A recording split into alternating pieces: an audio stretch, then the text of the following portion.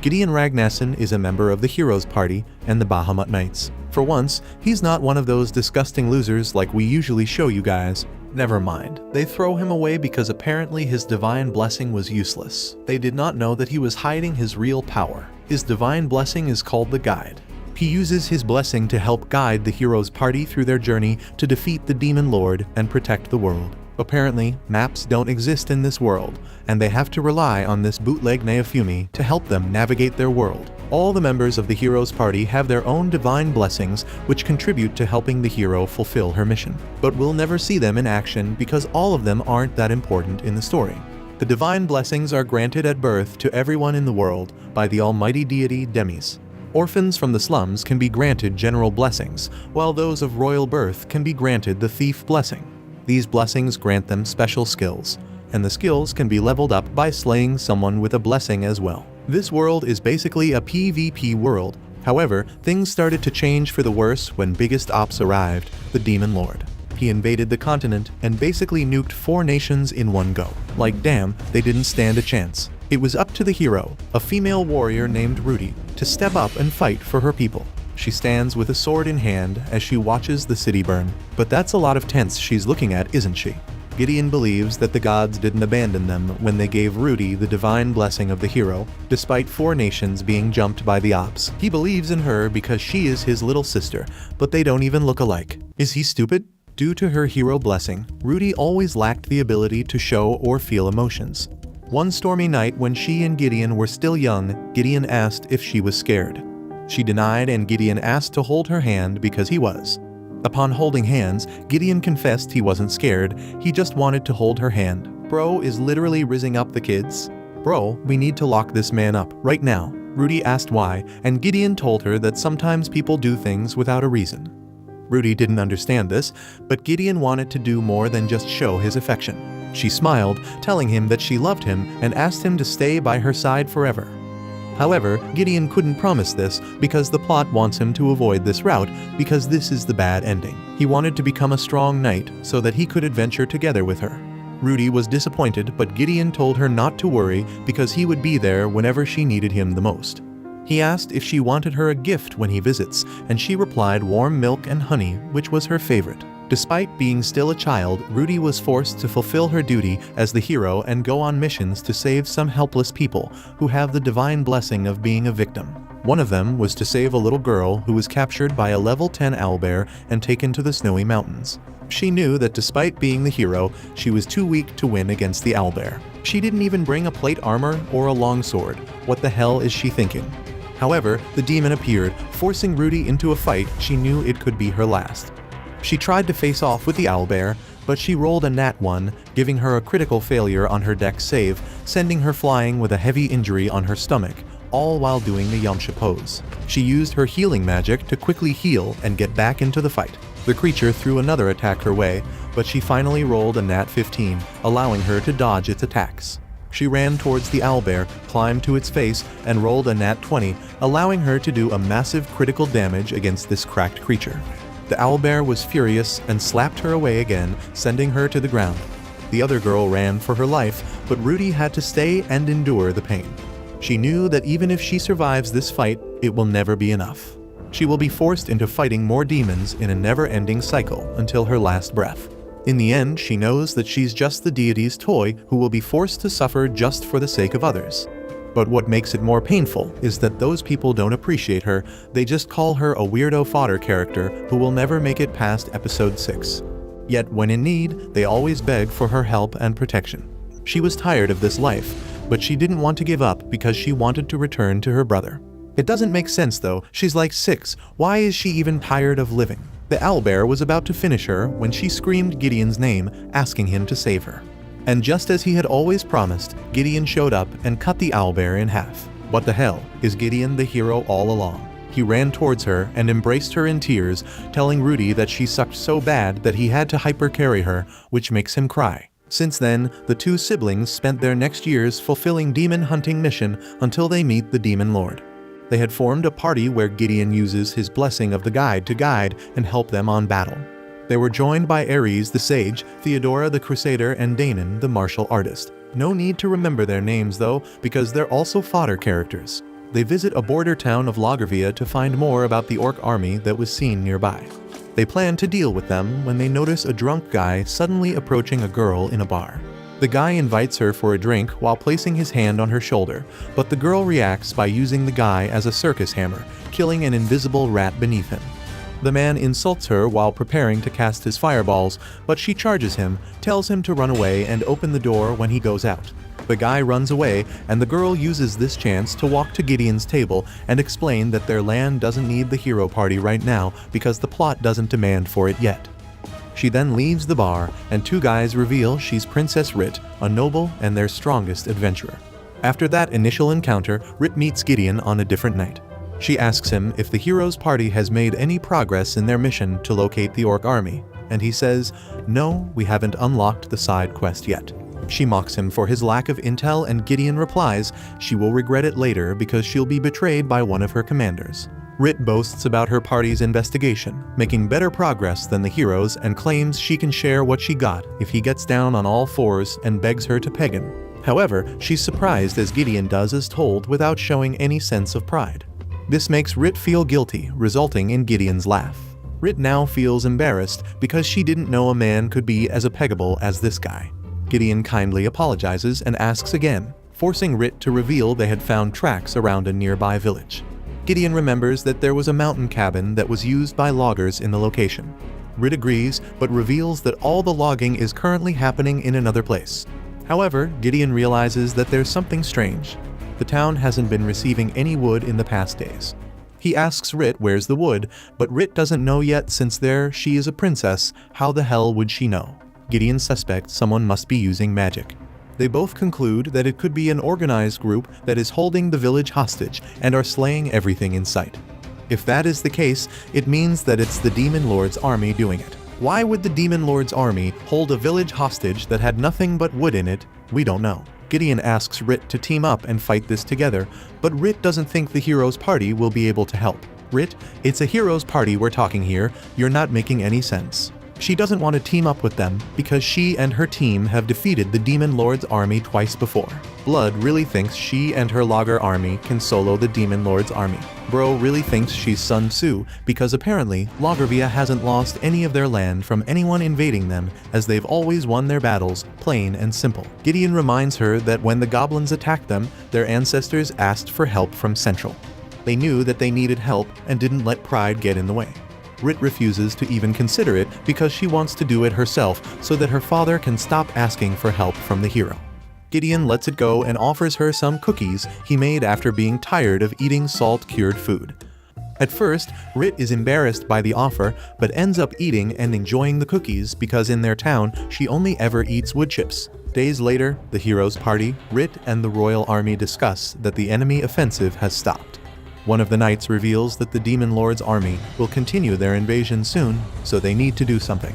Another knight is scared that if the war continues, they will all be annihilated since food and water is running low. I can't trust a guy who looks like this though. He looks like he's gonna betray them anytime soon. However, Rit explains their enemy should also be facing the same problems. She discovered a mountain fortress where the enemy has been storing food and thinks that's where they need to strike. After everyone agrees that it's a terrible idea because sieging an enemy fortress that has food and water is suicide for your army. Rit is so goddamn stupid, but she lays out the plan anyway. While the main force distracts the enemy, she will lead a party of adventurers to raid the fortress. Some of the knights don't want the princess to enter enemy territory because why would you let someone as inexperienced as her lead a raiding party? But Rit says the plan is foolproof. Rit's master plans to lead the royal guard to act as a decoy while she does what she must. The hero's party also wants to lend a hand, so the master tells them that they will guard the castle, which Gideon isn't particularly happy with. His suspicion is later confirmed as Rit's plan fails after being betrayed by her master. He surrounds her with a huge army of orcs, urging her to question the reason of his betrayal. However, she quickly realizes by his gestures that it's an imposter. Oh, they're playing Among Us now. The imposter then revealed his identity as Shisadan, a demon who ate her master, took over his memories, and looks like a mad Neofumi if he actually goes down the redo of healer route. Rit furiously charged at him, but unfortunately, one of the goblins struck her down. Shisadan knew that the people of Lagervia loved her as their hero, so he wanted to steal her appearance to easily conquer the country. He asked her what she thought about this plan. But Rit couldn't even answer the question because the orc is forcing her down the ground. Suddenly, a sword was thrown, impaling Shizanden on the chest. Bro thought he could get away being a fodder character. When they checked where the sword come from, they saw Gideon, who immediately cut up the goblin holding Rit down. Rit was also surprised by Gideon's arrival and asked him why he was there. Gideon explains he's there to make a dramatic entrance and save her stupid ass. He stood up and told her her plan sucks, but now that he's here, she doesn't need to worry because throughout the heaven and earth, he alone is the honored one. Rit quickly got up and prepared to face the demons once more. At that moment, Shizanden transformed, returning to his original form of a multi-armed, steroid gym rat demon. They had to buff this dude so much because he knows he's gonna get one tapped anyway. Gideon let Rit know that Rudy would arrive soon, so they needed to hold off the demon until then. Rit agreed, but Shizanden attacked them right away. They managed to somehow dodge the attack, but that didn't prevent Shizanden from hitting them, sending Rit to the ground, while Gideon tried to block. Immediately, Rudy appeared and put a blur on the demon's arms to prevent YouTube from taking down this video before piercing him through his chest, which will probably gonna get this video flagged anyway. This stunned Rit, who stood in awe, watching as the hero basically committed a live leak in front of her. Where did those guys behind her come from though? When Rudy looked back to see Rit's face, Rit only stared at her with a cold expression. Intimidated, Rit looked away only to see the dead bodies of her army, deepening her fear and shock. Some days later, Gideon visits Rit's room and mentions that she's been missing the War Council for the past meetings. He shares with her that the enemy attack is still ongoing. He's worried about her emotional state and maybe he can make her feel a little bit comfortable. He tells her it's fine if she doesn't want to continue fighting because her plan sucked anyway and her men basically died for nothing. But he knows that she wants to fight for her people. Rit confirms that she does want to fight, but she's scared of losing more men. But that's basically how war goes. Rit, are you stupid? Her master, the royal guards, and all the adventurers have been clapped to Kingdom Come. And now she's basically gonna send all of their men to the meat grinder because she doesn't want to ask for the heroes' party's help. That is scary, especially since she knew each one of them personally. But we don't care about them because they're not the main character. Yet, she now sits on her bed, crying and blaming herself because none of them are still alive. Gideon feels sorry for her, but this is basically Rit's fault for not asking for the hero's party's help. She really thought she could carry, she doesn't got that aura. He tells her that his party are going to break through the enemy's offense through the bewitching woods. The offense line from the enemy is pretty tight, but he has a former comrade, Yarandrala, who lives nearby and could provide assistance. Rit wants to leave the rest of the war in Gideon's hands, but if reinforcements arrive, she will try to fight again. Gideon doesn't want that though. He wants her to shut up and stay in the room so she can actually do something that's good for once, like preventing her own citizens from dying needlessly because of her foolish plans. He wants her to uphold the same will to continue fighting and accompany them to request for backup.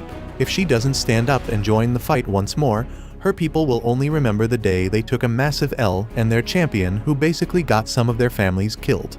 Even if the Demon Lord and his party are defeated, the people of Lagravia will still have the memory of the loss etched in their hearts, and that's all because of Rit's stupidity. Gideon encourages Rit, telling her that the fight isn't the heroes to win, but she must continue fighting for the people of Lagravia. Rit listens closely and stops crying because she knows that Gideon is right. A nation only fails when it stops fighting, and the only way to prevail is to continue to fight, and basically not put herself on the front lines. Rit understands that she must be the one to claim victory. However, their biggest problem was the fact that the Demon Lord's army were surrounding Lagravia. Gideon managed to come out with a plan to request help to neighboring Duchy of Sunland. To do that, they must slip past the Demon Lord's army by moving through the bewitching woods, a forest that not even demons can pass through. They make their first stop at a village on the edge of the woods where they meet a bewitchingly stunning elf named Yarandrala. Rit notices how close Yarandrala and Gideon seem to be based on their closeness and tone of speaking. Gideon introduces Yarandrala as his side chick to Rit and tells her that Yarandrala's blessing is the singer of the trees, which helps her talk to plants. Yarandrala explains that her blessing allows her to talk the plants to guide them. Gideon explains that Yarandrala is the key to their plan, as the Demon Lord's army is unaware that there is a hippie in the hero's party. Rit is impressed by Yarandrala's blessing, but still asks Gideon if he trusts her that much. Gideon confirms and starts giving instructions to their party. He tells Danon and Theodora to stay in the village to protect the people while he and the rest go ahead through the woods. Soon, the party takes off and enter the woods led by Yerendrala. As they walk, Rit notices Gideon and Yerendrala chatting happily.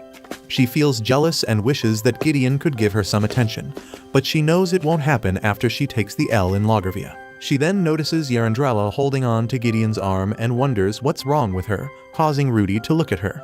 She becomes embarrassed and looks down. Gideon asks her if everything is okay.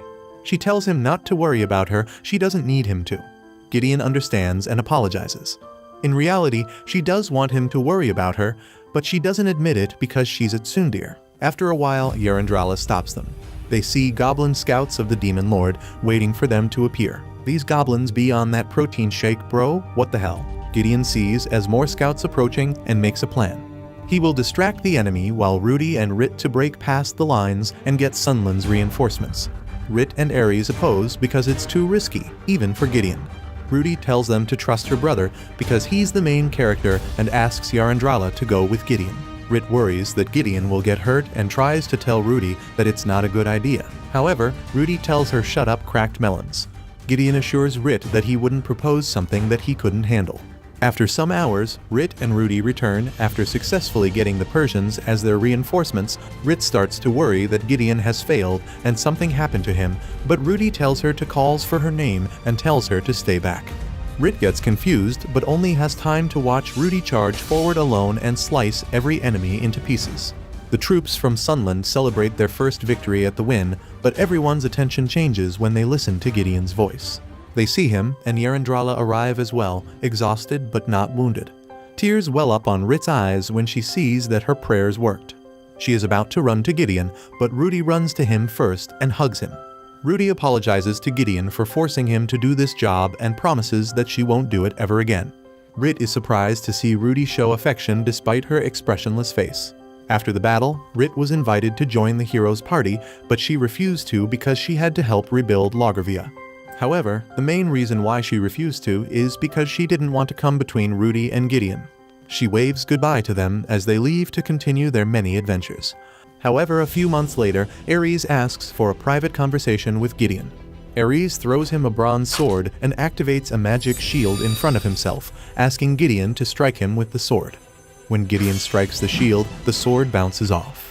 Ares smirks and explains there are many ways, both physical and magical, to pierce the shield, but Gideon can't do it. Gideon replies that it would have done it if he used his sword, Thunderwaker. However, Ares thinks that Gideon relies too much because of his sword's power. Ares then claims that a true comrade can fulfill his role. Gideon doesn't understand, and Ares explains that Gideon couldn't fulfill his role in the recent fight with an enemy. He even mentions that Rudy had to protect him, which led to the enemy getting some advantage. Ares then calls Gideon a liability to the party and a deadweight to Rudy. Did bro really forget that Gideon is literally a walking mafak, or is he stupid? Gideon is not happy to hear this, but believes it. As the guide, he has the same strength as a veteran knight, and his job is to guide and protect the hero in the first leg of their journey. However, Ares claims that Gideon already fulfilled his task. He reasons that everyone in their party already reached a higher level than Gideon, and there's nothing he can do better than them. Heartbroken, Gideon claims that he's trying as hard as he can, but to Ares, trying his best is not an excuse to be a liability. It's selfish of Gideon to ask for forgiveness for his incompetence just because he's trying hard. Ares believes that Rudy won't be able to abandon a comrade or ask Gideon to leave the party. So, he wants Gideon to quit on his own to stop being a burden to his sister. Gideon knows that he can't return after being labeled a liability. Therefore, he asks Ares to tell the others that he left to scout the Demon Lord's army and never came back. Ares agrees and Gideon prepares to leave. However, tells him to stop and return all of Gideon's equipment because the party paid for it, not him, stripping him of all affiliation with the hero party. Ares literally called bro a deadweight and told him to return everything. Gideon could never really recover from that. Some days later, the heroes' party continue their journey through the desert when Ares decides to introduce Tis, their new member and Gideon's replacement. She has the blessing of an assassin and is a top talent in the Assassin's Guild. He tells his comrades that Tis will be far more useful than Gideon ever was. Tis thanks the team for welcoming her and introduces her partner, a spider named Jumpidgeters. Danon gets up and introduces himself, so does Theodora. They both state their blessings. Right then, Rudy comes out of her tent and introduces herself. Rudy tells Tis that even though she was hired by Ares, she's the boss. Tis accepts that, so Rudy tells her that they are going on a mission to hunt for the weapon that the previous demon lord left behind. However, the party ends up in the same spot after looking for several days. Good job, Ares. Bro is really smirking as if they're doing a good job. Danon suddenly screams, telling Ares that he's sick of the situation and wasting time. He thinks all people Ares contacted are useless because they still don't have any leads and will be forced to return to get more supplies. Ares explains the weapon isn't going to be easy to find, it's a demon lord's weapon after all. He also did his best to negotiate with the desert dwellers, but to no avail. Danon claims they never faced this situation when Gideon was still around. Ares gets offended mentioning that he's the sage while Gideon is just some random bozo with the best connections in the world, with both practical and communication skills. Bro is maxed out on his LinkedIn account. However, Danon doesn't care about that. He decides to find Gideon and invite him back into their party. Ares can't have that and tries to stop Danon. Danon stops and reveals that he only joined the party because it seemed like the most direct path to defeating the demon lord. However, everything changed after Gideon left. If Gideon doesn't come back, Danon will also leave the party. Danon tells Ares that banishing Gideon was a fatal mistake. Ares tries to explain that Gideon left on his own. But at that moment, Rudy appears and orders Danon to find and bring Gideon back, shocking Ares. Ares doesn't want this, but he can't defy the hero. Theodora asks Danon what he's going to do, and Danon tells her that he only has one choice, to find Gideon. But he thinks that Ares might have killed him because he was in the way. Theodora asks if it's because of what Yarandrala had said. Danon remembers the moment that Ares told everyone that Gideon left the party. Of course, Yarandrala couldn't believe the story and punched Ares, believing that he killed Gideon. Theodora mentions how Yarandrala was devastated. She had tears in her eyes because she believed in Gideon and recognized his abilities, unlike Ares. Theodora also believes that Gideon was low-diffing everyone and is basically smurfing by using basic skills. Danon also reveals that he respected Gideon's tactics, as the guy is basically their Sun Tzu. However, Theodora mentions that he always criticized Gideon whenever he made a mistake in combat. But Danon says that mistakes must be called out in order to be corrected. Despite that, he never thought that Gideon was a liability to the party. None of them did, except for Ares. Theodora thinks that they should have let Gideon know sooner, as it would have meant a lot coming from them. Besides, Ares may be a skilled mage, but he would have no chance to kill someone they recognize like Gideon. Inside the tent, Rudy sits next to a lamp, talking to herself. She talks about how she doesn't need to sleep because of her blessing, but the nights are long and boring without her brother, and now she's basically a schizo without Gideon. She remembers the day when Ares came to her and told her that Gideon had left. Rudy asked him why Gideon would tell him first and not her. Ares replied that Gideon had pride and didn't want to look bad to her. Rudy looked down and Ares approached and told her that he understood that she felt uneasy without her brother around. After all, she was only a child when she received her hero blessing. Although she had only spent a short time with Ares, he would be there for her. Yet Rudy instantly knew that Ares had done something to Gideon and punched him on the gut, sending him flying to the wall. How is Bro alive after this? Not even the sensors are enough to show you how much damage this mother cracker had received. Rudy wanted to rush out in search of her brother, but she stopped. She went over to Ares, apologized for what she did, and healed him, which scared him. Bro knows she could just torture him and heal him repeatedly. She knew that her journey must continue as the hero, but she felt like there was a void where her brother was. After a while, the heroes' party prepare to continue their journey. Ares still makes comments about the party being perfect the way it is now. He doesn't believe that Gideon or Danon are needed, and he wants the remaining members to prove that they can do it on their own.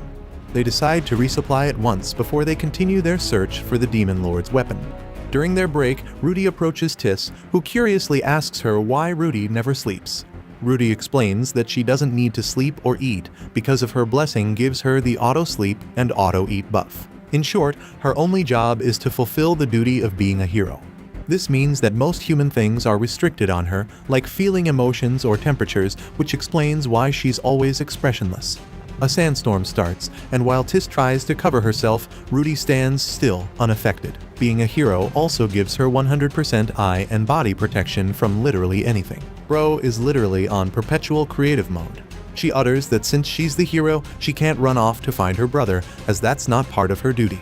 After resupplying, the party sets off, and arrive at an underground place where they run into a gargantuan demon with a sword in hand. Rudy sends Tis off to find the previous demon lord's weapon alone, while she and the others fight. She charges at the demon and manages to cut the demon's face, but that's not enough to take it down. Theodora also tries to attack the demon, but it blocks her. When Ares tries to use magic, the demon instantly brings down its sword on him to strike him. He freezes in fear, forcing Rudy to block the attack.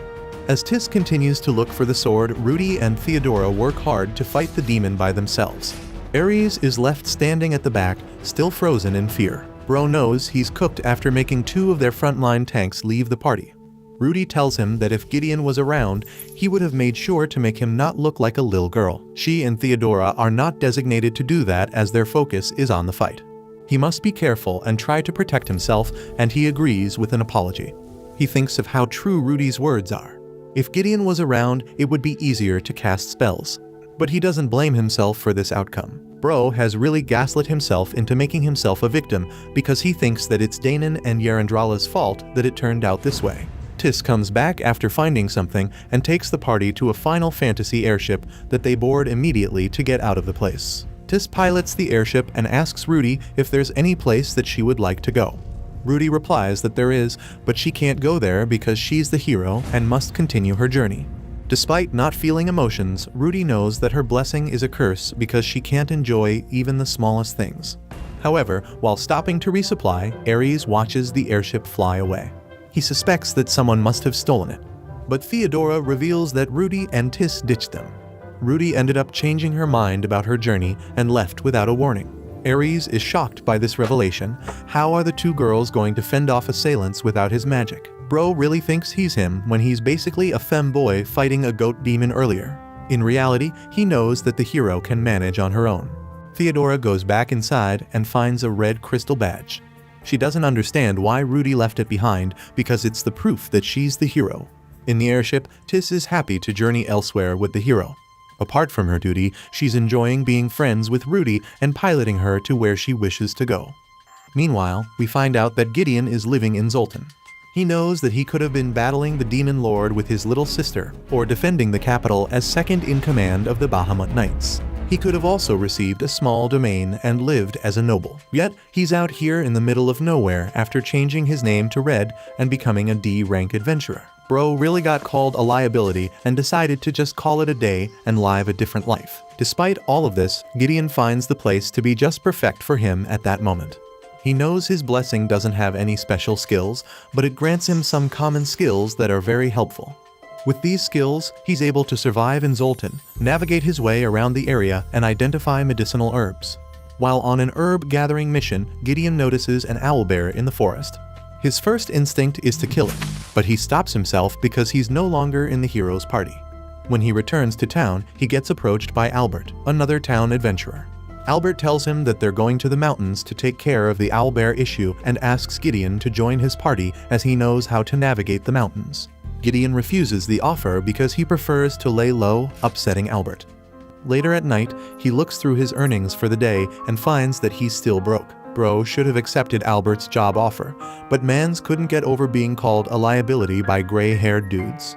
Bro thinks he's Mao Mao and wants to open an apothecary, but with the amount of money he's making, he'll take more than 24 episodes to do it, and their budget for season 1 is just for 13 episodes. He gets a knock on his door from a friend Gonzu, who tells him that his nephew Tanta has a fever and a condition called white eye.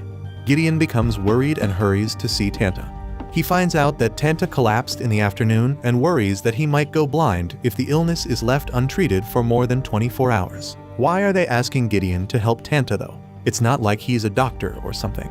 They must find the right medicine to treat him right away.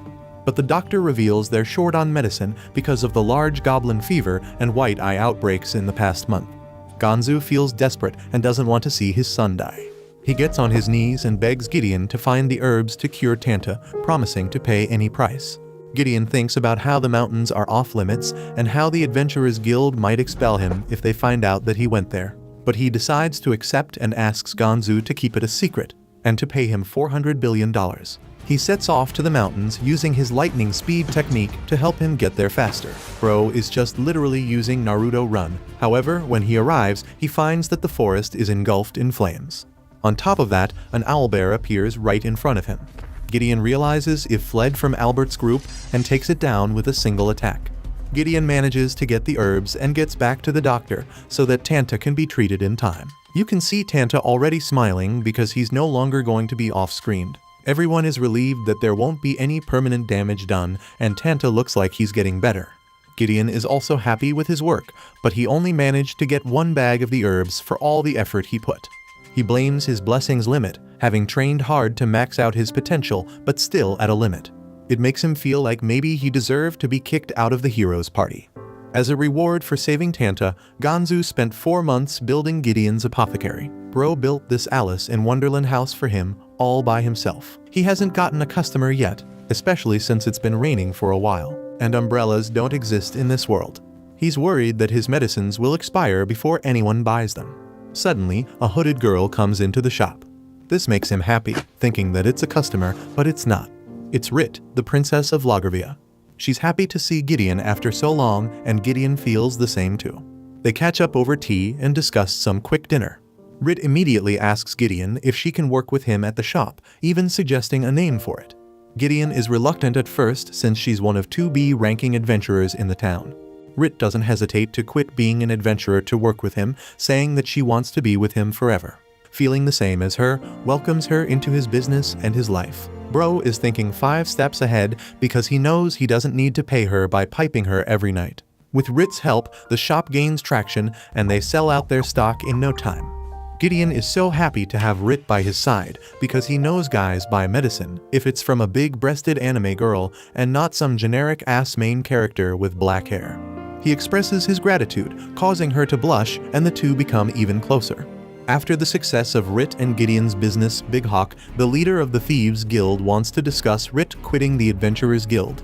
There are other guilds who don't want her to quit either because that would create problems for them. She's their trump card because she can severely punish her enemies, so they want her back. Dyer thinks that maybe Rit's retirement should be celebrated, but it's not that simple. If Rit is on her own, the guilds fear that she might see them as a threat and attack them. Things are easier if they are on the same side. Big Hawk wants Dyer to help them out because he has dirt on her. Although he won't reveal what it is, they still think he'd be of help. They want him to take care of Rit without compromising themselves. Dyer agrees but demands compensation, which he gets in the form of a cargo hauling job. The cargo might contain money, so Dyer accepts the deal. In the evening, Rit is reminded of a delivery that she forgot, and she hurries to do it instantly. On her way, she meets Dyer, but is not interested in talking to him. So Dyer tries to persuade her, referring to her by her royal title. Rit realizes what he's trying to do and tells him that she's not trying to hide her identity. The threat won't work. Dyer persists, revealing that he also knows that she's living with Red and should be as nice to others as she is with him. Rit, sick of this, hits Dyer with the back of her sword and he falls to the ground. He threatens to tell Logravia that she's living with Red, causing her to stop mid her second attack. He tells her to go back to adventuring or to Logravia. Rit stands up straight and proud, telling him to do whatever he wants. She doesn't care. All she wants is to continue her life with Gideon. Dyer is surprised to hear this. How could she be satisfied with this boring life when she has an amazing blessing? Rit knows that her blessing is great, but she only wants this kind of simple life with Gideon, which confirms that Gideon was packing. She picks up her package and continues her way to her destination. On another day, when Rit and Red are out of the shop, they leave Al, Tanta's friend, there by himself. A man named Godwin arrives, asking for the boy. Later, Gideon tells Rit about it. Godwin was one of Big Hawk's men bringing a sword for Al. Gideon shows Rit the sword, which has a red blade, and asks her to inspect it. Rit does so and finds out where the sword was made. She reveals that it has some magic enhancements, one of which is a locate spell cast on it. This means that whoever gets the sword can always be found by the caster. Gideon wonders why Big Hawk would want to track Al. He thinks that maybe Big Hawk might take advantage of Al. When Al was telling Gideon about the visit from Godwin, he expressed his desire to become a champion like Rit. But he was still not sure whether that's what he wants or what his blessing wants. Gideon told him to ask the sword what it wants, to fight in battles, or to protect his loved ones. He said that's what a spear fighter once told him, referring to Theodora. The next day, Rit gets cornered by Dyer and his men, mistaken for Al. They tell her that Big Hawk is looking for Al. They use the Crimson Sword to track him down, but unfortunately for them, Rit has the sword. She laughs at them for their blunder and immediately takes off her cloak to reveal herself. She tells them that since the locate spell doesn't reveal who has the sword, she used it to trick them. Dyer isn't impressed with her trick, so he orders his men to teach her a lesson. But she's the one who teaches them a lesson. One of the men approaches her, revealing that he knows her. Rit realizes that the man is not human, and he immediately reveals his true form of an axe demon. However, Rit easily takes him down too and wins the battle. On another day, when Rit and Gideon are in their shop, a man suddenly stumbles into the shop. He has a wound on his shoulder and he begs for help as he collapses to the floor. Gideon instantly goes to check on him and asks Rit to head out there to find out what happened to him. Rit obliges and hurries out there. She runs through town to come to a stop where several people are wounded. The man committing these gruesome attacks is a member of Albert's party who Rit recognizes. Rit goes into defense mode when she sees that he looks thirsty for more. He tries to attack her, but she dodges the attack. She realizes that he has the thief blessing and starts to wonder about it. At that moment, other members who also look crazy, wielding axes, appear ready to attack. Rit does her best to defend herself and defeat the maniacs, but the men ultimately get taken down by arrows. They are coming from Albert and Rit asks him what is going on. Albert doesn't know either. He never thought one of his members would do something like this. He asks Rit to administer medicinal aid to the men he just took down. Rit instead raises her weapons at him, seemingly suspicious of him, but then drops them a second after. She puts up both of her hands in order to relax herself from her urges to clap Albert and apologizes for it. Urges to clap someone come with their blessings. Luckily, someone like Rit can control them. Later in the evening, after the issue has been resolved, it is found out that Albert and Big Hawk, with the help of Godwin, were behind the attacks. Gideon comes to meet Albert and Big Hawk. He greets them casually, but Albert doesn't want some D-ranking adventurer to be casual with him. He charges at Gideon for helping him get caught and attacks him. But Gideon evades the attack and blocks a following one, surprising Albert and the others. Albert doesn't understand how Gideon can do this with a simple sword when he has an even greater one. He comments that Gideon could also become a champion, but Gideon is more interested in the sword since it's a demon weapon. Albert confesses that he is tired of Zoltan, everyone there is lazy, and they celebrate even the smallest of achievements. He doesn't want to waste his life there, so he made a deal with a demon for a better life. He promises to just become a hero and not do anything evil. Gideon tells him that he let it get too far. Now a lot of people have lost their lives because of it. Albert sees it as a necessary sacrifice. He wants to unite all the people of Zoltan to fight against the Demon Lord's army. That's the reason he made a contract with the demon, to dedicate his entire life to fighting the Demon Lord. Big Hawk backs him up, saying that the contract wasn't made out of malice, but out of compassion. Albert reiterates that he wants to make Zoltan a military force that will make him the greatest champion of all time. He envisions himself by the side of the hero, battling the Demon Lord's army. He asks Gideon to join him in battling the Demon Lord and becoming a hero. But if Gideon doesn't want that, he can just defeat him there and become the sole hero of Zoltan. Gideon tells him that neither of those options interest him. At the same time, some guards surround them, and the head of the Adventurers Guild arrives to speak with Albert, wanting to know why he underestimates their town. Albert instantly thinks that Gideon has betrayed him, but Gideon denies this. He's just an apothecary, and the only people who can arrest him are the guards. Albert is disappointed in Gideon, who tells him that he's content with a simple life, Rit, and their apothecary business. Albert is upset by this all. He doesn't want to go down in history as some criminal. At the very least, he wants to be defeated by a hero, which will give him some dignity. He takes his sword and charges at Gideon. He tries to attack him, but Gideon quickly and swiftly stops him by cutting his hand off. Albert becomes devastated. He cries when he realizes that Gideon could have stopped his scheme at any time, but didn't. He's sad because there's someone more powerful than him, but Gideon tells him that's not what a hero is. On top of being powerful, they have to have compassion, just like Albert did. He was the only one who wanted it and worked hard for it. Gideon also believed in him, so no matter what happens, Albert will always be Zoltan's hero. After a while, Albert escapes prison with the help of the contract demon and goes to meet Theodora and Ares. Since he meets Rudy on the way, he tells Theodora and Ares where she is. This delights Ares, and Theodora thanks him for this information. She also tells him their next stop, where they will buy him a prosthetic hand to show gratitude. Albert tells Theodora that the man who cut his hand was strange. He was as powerful as a hero, but he chose not to be one. He doesn't understand why anyone wouldn't choose that over a boring apothecary job. Theodora explains that a man has free will, he can follow his blessing or not. Albert asks her if that's true, then why did Almighty give them blessings? Theodora replies that it's for the same reason he gave them free will. However, she also doesn't know if someone should strictly follow their blessing or choose a different path. She's still looking for the answer. While everyone is on their journeys, Danon is also still searching for Gideon. He boards a ship heading to Zoltan. While taking a break at a bar, a man in a hood approaches him, asking if he's looking for Gideon. He introduces himself as Buey and says that he's also looking for Gideon. He wants to team up with Danon and search together. In the meanwhile, Rit tracks down a thief who she catches up to.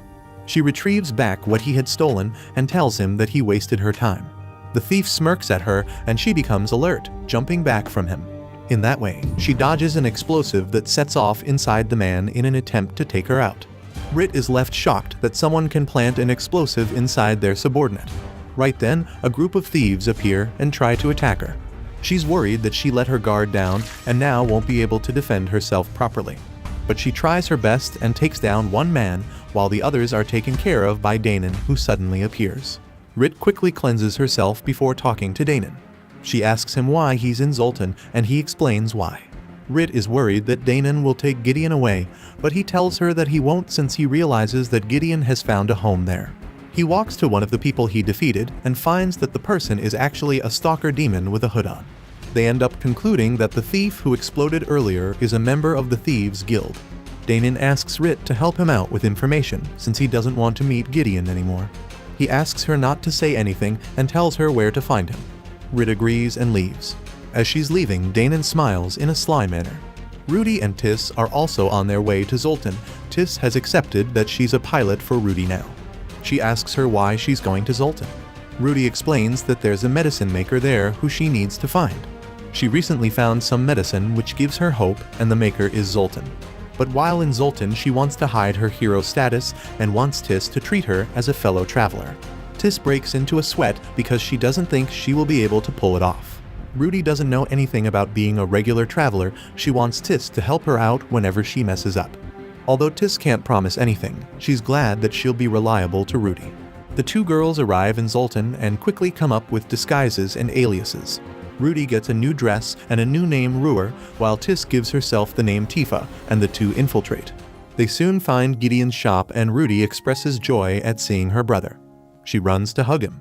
Tis introduces herself to Gideon as the two siblings catch up. Rudy asks if Gideon is living with someone there, and he admits, telling her about Rit. Rudy doesn't seem to mind though. Gideon apologizes for not telling the truth when he left. He asks if Ares told her about the Demon Lord's story, but finds out that Ares didn't. He then decides to reveal the whole truth, and Rudy understands that it's all Ares' fault. She asks Gideon to rejoin the party. She can kick Ares out if that's what he wants. Ares isn't doing a good job anyways. She reveals that things haven't been going very well. Danon has left to search for him, and Yarandrala left because she thought that Ares clapped him. Gideon realizes that things weren't going as well as he had thought. But he has found a reason to stay in Zoltan, so he tells Rudy that he can't come back. Rudy then decides to stay in Zoltan too, shocking both Tis and Gideon. Rit comes back home and finds the hero there and sits down to catch up with her. Gideon asks Rudy why she came to Zoltan anyways. Rudy explains that she came to find him. She needs him to defeat the Demon Lord. She also wanted to find someone who had knowledge about defeating the Demon Lord, and now she has found him. Rit asks Gideon what he'll do, and he tells her that he will stay in Zoltan with her. Rit is delighted by the news, but Rudy shocks her when she reveals that she's moving to Zoltan too. She then gets up to leave, telling them that there's something else she wants to do. She and Tis will be staying at a nearby inn. Gideon tells her to visit sometimes, and Rudy agrees before leaving with Tis. After some time, Gideon learns that Rudy has been in contact with a contract demon. Apparently, Rudy has been consuming a devil's blessing drug that she got from Godwin. They are worried that she might become poisoned. Gideon says that the drug won't do anything to her yet since her hero blessing is still intact. But since the drug does have a blessing weakening effect, it's only a matter of time before it becomes weak. If that happens, she'll become poisoned. They're all worried and hope it doesn't get to that, but they have to first wait and hear what Godwin has to say. Gideon gets up to head to the Elven Ruins where Rudy is. Tis asks him if he's upset with Rudy for breaking Godwin out of prison. Gideon isn't happy about it, but since no one got hurt, it doesn't matter. Tis is happy to hear this and asks him to tell Rudy since she could be worried about it, and Gideon agrees. She tells him that she needs alchemical tools that Godwin requested from the port. Gideon tells her that he'll pass by the port and find what he can. Rit promises to take Tis with her and head to the Elven Ruins as well. Theodora, Ares, and Albert arrive in Zoltan through the port soon. The place is terrible and Albert is worried that he'll get recognized by the people there. Theodora reassures him that the bandages he has on his face are magic and will divert attention from him. She suggests that they get an inn to stay there since ports are information hubs, but Ares doesn't want to stay there. He goes to look for an inn in the inner town, leaving Theodora and Albert behind. He passes by Buie, who curiously looks at him. Gideon arrives at the port to find the tools. As he sees some things that could be useful, Danon calls out to him.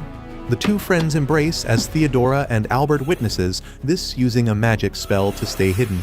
They catch up over lunch, and Danon asks Gideon why he left. Gideon tells him how he had reached his limit, but Danon immediately denies that being the truth. He explains that everything became clearer when Gideon wasn't around anymore. He praises him as a formidable force, someone who stayed calm even when fighting a stronger enemy. His tactical side was a tremendous help to them. The party needs him, but Gideon tells Danon that it won't be possible to go back anymore. He's found a home here. He apologizes for this, but Danon understands. He knows that despite the harsh criticism from Ares, Gideon has decided to leave the party on his own. Anyhow, Danon is interested in knowing what Gideon does in Zoltan, so he'll be staying for a while too. Gideon doesn't mind this, but confesses that there's a problem with Rudy. He tells him that she's suffering because of her blessing. Danon doesn't understand, but he wants to help his hero. He gets up so that they can go help Rudy out. But Gideon wants to catch up more and find out how Danon lost his arm. Danon decides to tell him on their way to the mountains. Albert and Theodora prepare to follow the two and find out more. In the meanwhile, Ares is waiting at an inn when he gets a knock from Danon, who has 2 arms. He asks why Danon is there, and Danon tells him that he found Gideon. He's a little annoyed that Rudy is not there with Ares, but he lets it go. He continues to reveal that Gideon plans to settle in Zoltan with Rit. This angers Ares, who believes that he's been risking his life. How could Gideon run off to live a peaceful life with a princess? Danon doesn't seem to be as bothered as Ares. He only comments that Rudy won't succeed in winning back Gideon. At that moment, he wonders if Rudy actually knew about Gideon the whole time. Ares begins to suspect that maybe she did after speaking to the contract demon, while Danon smirks at him. Ares asks Danon to take him to Gideon's shop so that he can order him to disappear from Rudy's life. Danon doubts that Gideon will just do that, but Ares swears that he will force him. It makes him angry to even think about it. Danon gladly leads him to the shop, making him happy that he will do away with Gideon for good. They arrive and Ares destroys the property, demanding answers from Gideon. But Gideon is not there, so Ares becomes infuriated and goes on a rampage, destroying everything he can find. Danon tells him what he's doing is a waste of time, but Ares will not hear it. He's angry, he cannot be stopped. The one-armed Danon is still with Gideon and tells him that Shazandan is still alive. When Danon had boarded a ship to Zoltan, he was attacked by an adventurer who bit off his arm and threw him off the ship. He survived because he was washed to the shore of the port town. As much as Danana didn't see his true form, he is sure that it was Shinsadan. Gideon can't believe what he's hearing. He was sure that Rudy clapped Shazandan. Danon tells him not to worry about it, they will defeat him this time. Right then, they see a spirit drake transporting Ares with the imposter Danon, who is actually Shazandan. Ares and Shazandan pass them by and head to the mountains where Rudy went. When Gideon and Danon realize this, they decide to follow them as best as they can. Rit is with Tis heading to the mountains as well. They meet Gideon, who has run faster than Danon. He tells them that Danon is behind him and explains that they met at the port. Rit confesses to having met Danon before and apologizes for not telling him earlier. Gideon asks her if the Danon she met had anything different about him. She says no, and he tells her that the Danon he met doesn't have the right arm. The girls are shocked to learn this. Gideon tells them what Danon told him about Shizandin. Rit doesn't understand because she was there when Shizandin was clapped. They all were. Gideon is sure that Danon is telling the truth because he doesn't often forget enemies he has fought. Rit starts to feel guilty for not saying anything earlier. If she had said something, Gideon would have known it wasn't Danon who she met, and she would have gone after the imposter. Despite her vow to never touch her swords again, she wants to fight Shizandin. Gideon agrees that Shizandin is a huge threat and must be stopped. They will fight together so that they don't regret it later. Gideon heads out first as Rit and Tis follow him behind. After some time, he comes to the ruins, a building in the roots of a tree. The place is dark and hard to navigate without a light.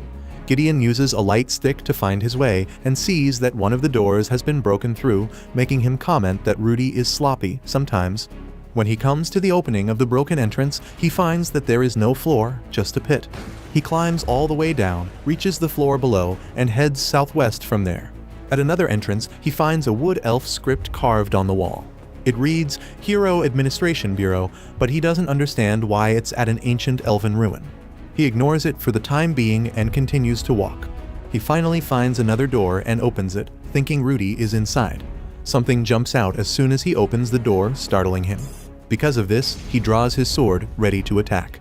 Luckily, it's just Godwin who is surprised by his sudden appearance.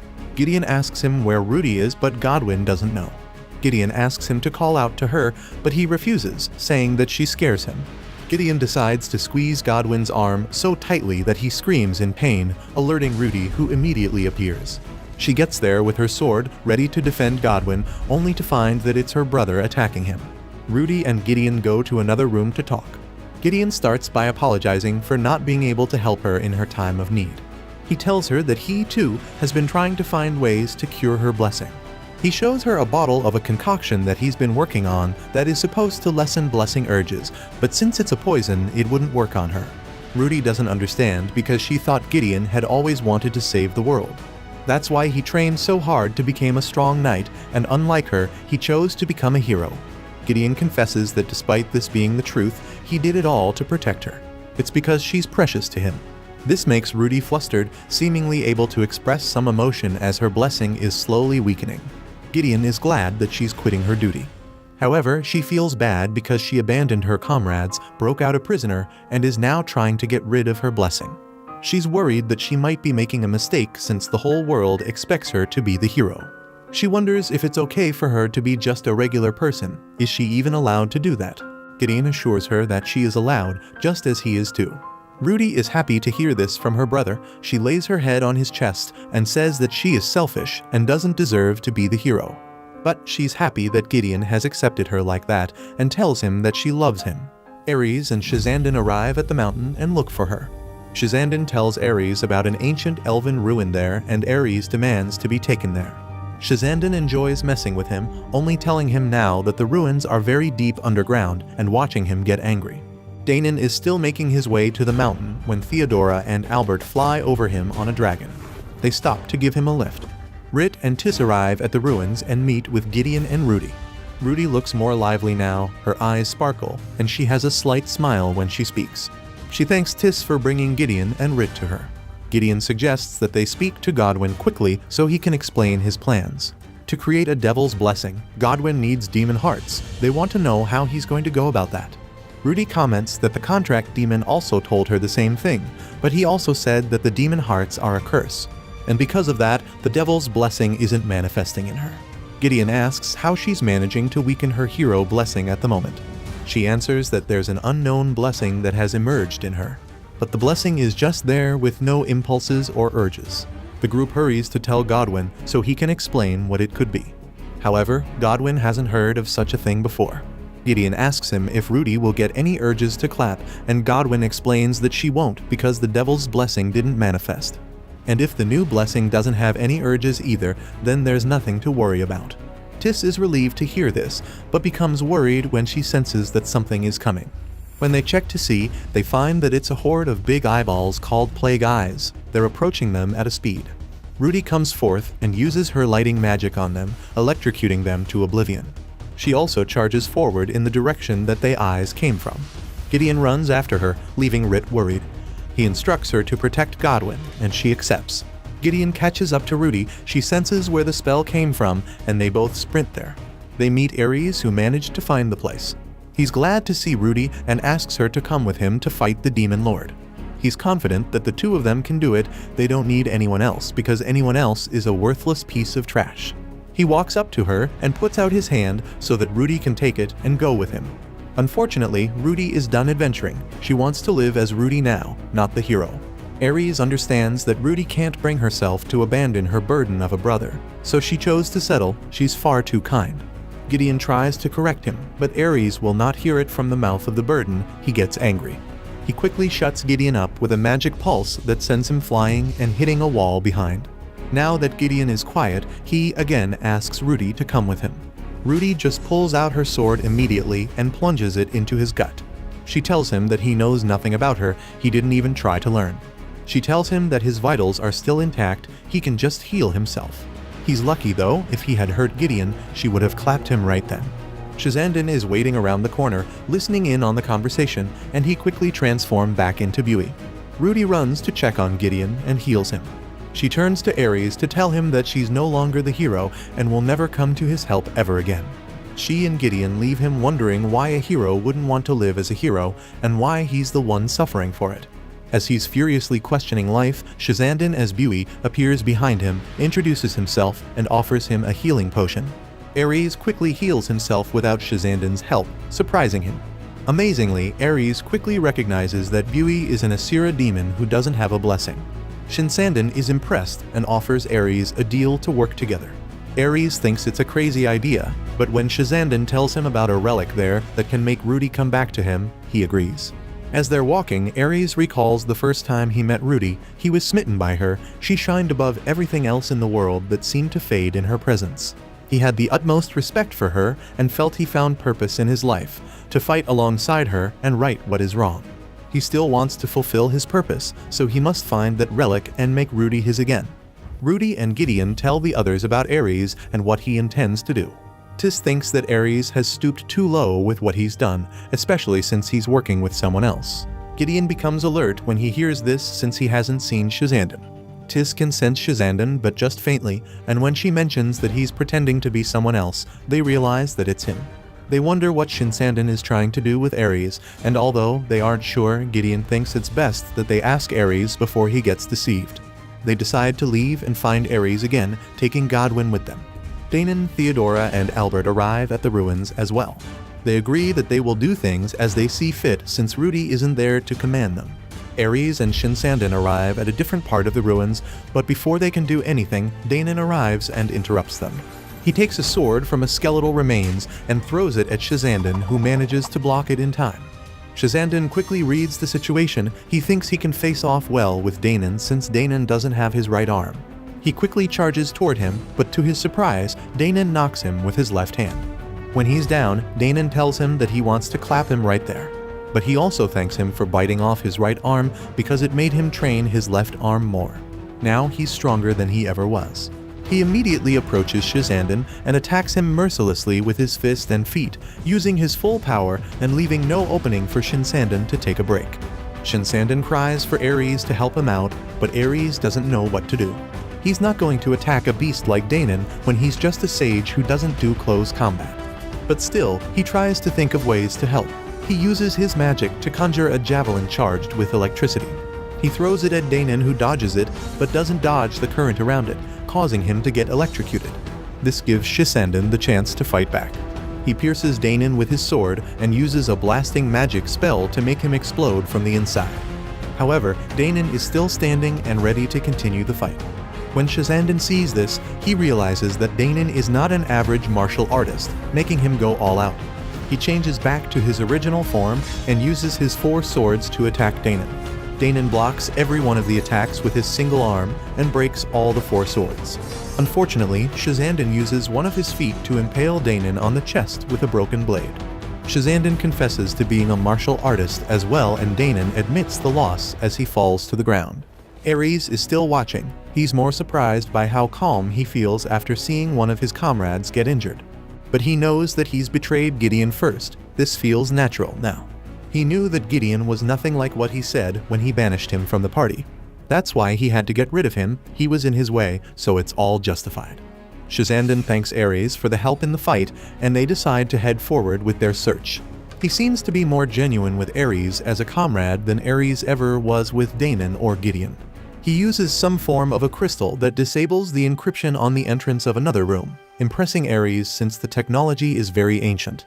They open all the entrances leading to a room that has a giant tube filled with green liquid and a root-like thing inside it. At the bottom of the tube, there is a large gold container that Shizanden unlocks to reveal an array of 5 holy swords with the 6th one missing from its slot. Shizanden explains to Ares, who's confused by the swords which look like the Holy Demon Slayer. The Holy Demon Slayer is the one which the first hero had, and the other ones are just replicas. The ones on display were bestowed by the Almighty himself, and they are not Demon Slayers, they are instead called the Sacred Avengers, which are different originals. Shizanden further explains that just like the replicas of the first hero's sword, the current hero is just a replica of the first hero's soul. He tells Ares that to get Rudy back, he must do 2 things. First, he must give Rudy one of the Sacred Avengers, as it has the power to strengthen her blessing. And second, he must get rid of what's making her have a desire to live a normal life, her brother. Shizanden gives Ares one of the swords, and Ares can already see his plan coming together. Rudy and her party head in the direction of Shizanden and Ares. Before they enter through one of the entrances, Rudy gives Gideon Thunderwaker since it was always his. As soon as they go through one of the entrances, they see Shizanden, who is impersonating Rit's master again. Rit immediately goes to fight him, causing him to go back to his form. Gideon joins the fight, and the two gang up on Shizanden. Ares decides to help him out though. He uses a fire magic to burn Gideon and Rit, chanting that Gideon must just perish right there. Rudy uses her own magic to shield them. She asks Ares to surrender if he wants to be forgiven, but he won't do that. If he has to force her to adventure with him again, he will do it. The two face off using their magic skills, which are on par with each other, terrifying Godwin. He tries to run away, but gets intercepted by Ares' spirit drake, terrifying him even more that he falls to the ground. Tis comes to his rescue and tells him to stay close to them, and he agrees. Theodora and Albert find Danon wounded. He's still alive, and Albert is impressed that he was able to hold on for that long. They give him a healing potion. Rudy continues to face off with Ares, who is planning to have her touch the holy sword. Rudy uses her own sword and magic to hit Ares with a whirlwind spell that overwhelms all of them in the room. They all try not to go get swept by the current, and Ares' drake disappears after getting hit by the magic. When this subsides, Shizanden and Ares find that their swords have been broken. Shizanden realizes that Rudy is far more powerful than the first hero. Suddenly, Tis feels something coming from below, and they warn Rit to get out of the way. When the floor breaks, Theodora on her dragon appears and uses holy chains on Rit to bind her. She immediately goes for Rudy and tries to fight her. Rudy asks her why, and Theodora explains that it's because she must be sacrificed for the world to prosper. As the hero, she must fulfill her duty or die to save the world. Rudy doesn't understand. She wants to live a normal life, but Theodora insists that she sacrifice herself. Rudy doesn't want to sacrifice herself for people she doesn't even know, but as Theodora says, it's the Almighty's will. Rit tries to move and free herself, but gets stopped by Theodora's dragon. Shizanden takes pleasure in seeing Gideon torn between helping Rit or Rudy. Theodora tries to convince Rudy that even if Gideon tried to save anyone, he's not the hero, so he won't be able to. The only one who can is her. Rit wiggles her way out of under the foot of the dragon and objects to what is being said. How dare Theodora suggest that she needs help from the hero? Theodora asks her if she's forgetting what happened in Logravia. It was the hero who saved them. Rit denies this. It wasn't the hero, the guide, or the crusader. It was the people, Rudy, Gideon, and Theodora, who helped her. People are more than their blessings. They are still people which the blessings become a part of. Theodora doesn't care. She will only listen to what the Almighty says. Rit vows that if the will of the Almighty is to burden people with the fate of the world, then she will prove him wrong. Surprisingly, Shizanden agrees with this. He also thinks that the Almighty is foolish for just picking a random and giving them the hero blessing. As the dragon begins to move again, Gideon quickly runs to save Rit. He cuts the dragon's head and saves Rit, but Ares uses his magic to conjure an iron wall that separates them from the rest. He uses a giant cube to send them to the bottom floor by dropping them in the pit. Rudy becomes enraged and tries to go after her brother, getting Theodora out of her way. However, Shizanden blocks her and strikes her with his sword. She blocks the attack, but the pressure is too much that her sword breaks. Shinsandan takes a hold of her and drops to a lower floor. Ares is happy to see the outcome of the battle. It makes him feel powerful. He won against Gideon, that means he's better than Gideon. He turns around and sees Tis and Godwin still in shock. He uses a tornado magic to take Tis down. Tis doesn't understand why Ares is doing any of this, so he explains. Rudy is a hero and must be a hero. That's what's best for her. What will bring her joy is being at her strongest. That's how it's supposed to be. Tis doesn't care for this. She wants Rudy to live her life as she sees fit. Rudy is just a girl who wants to experience life. She gets up, motivated to not let anyone take away Rudy's will from her, but she soon collapses on the floor due to her injuries. Mr. Jumpajitters shields her, and Godwin tries to do something too since he hates villains who don't know that they are villains. Ares isn't interested in what Godwin has to say. He takes him down too and steps on Mr. Jumpajitters. Gideon and Rit are still falling through the pit when Danon appears on the last floor and promises to save them. He uses his dragon fist to send them back to where they came from. This infuriates Ares, who's trying to just clap Gideon, who just won't die. Gideon charges at Ares, who throws the magic charged javelin at him. Gideon manages to dodge the javelin, which makes its way to Rit, who's using a spell on him to block the attack. However, she gets hit by it, leaving her screaming in agony. Ares, seeing Gideon coming at him, tries to charge at him as well, but his hand gets caught in some strings from Mr. Jumpajitters. While he still fusses over this, Gideon gets to him, cuts off his hands and slashes at him, finally bringing him down. Ares tries to cry for Shinsandan to help him, but Shinsandan is not there. Before Ares passes, he asks why it's always Gideon who wins when he's more powerful than him. He was born to serve the hero, but gets to die like this. Alas, he takes his last breath. In the underneath floor, Rudy is lying on the ground. She asks why this is happening when all she wants is to live a peaceful life with her brother. Shinsandan tells her that she's a threat and must be dealt with. He prepares to strike her, but she puts up a fight. She defends herself with her broken sword even when Shinsandan has the upper hand. She doesn't understand why it's such a bad thing to want to be just a girl. Shinsandan repeats what's already been said, a hero must be a hero. Rudy is sick of this already. It angers her so much she demands Gideon back. Shinsandan sees the anger in her eyes and braces himself. Rudy strikes him with her fists so powerful that he's sent flying. He quickly gets up, and she's forced to get a weapon. She takes one of the sacred Avengers which had fallen from Shinsandan's hands, making him happy. They exchange fierce blows and Shinsandan knows that the goal is close. Unfortunately, Rudy cuts his head off, instantly clapping him. After, she stands with the sword in hand with rage still etched on her face, seemingly having consumed her.